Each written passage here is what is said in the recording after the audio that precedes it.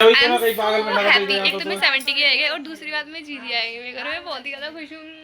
Phone के बता बता यार पास से इतनी खुशी हो गई, दूर से तो ये हालचाल भी ना पूछा भाई कैसी बनती है और कितनी है भाई दिखा रही है क्या? मैं सच में दिखावट तो ना कबू घुसना हाथ में तो जब मैं जब हाँ, दिखा दी ना भाई खुश तो होती है पर ये ना दूर से ना पूछा ये कि दीदी क्योंकि देखो गाइस जब मैं जीजी को कॉल मैसेज करती दीदी कहती है आई एम बिजी बाद में करना, तो मैं कही ठीक कितनी झूठी बोल रही ये है तो छोटी। बिजी है, मैं ठीक है बिजी रहो।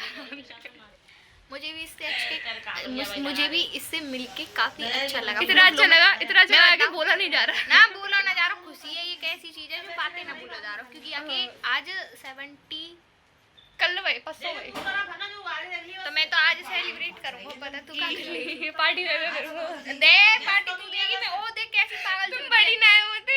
अच्छा बड़ी है तो मतलब लूट के खा ले मोए। हां मैं खुश हूं भैया, बहुत मैं इतना खुश हूं कि खुशी के मारे पार्टी ना दे। हाँ हम दे देंगे, मथुरा आवेगी जब दे देंगे। अब मैं आपके पास लेने आई हूं ना कि देने पागल समझी थी क्या? पार्टी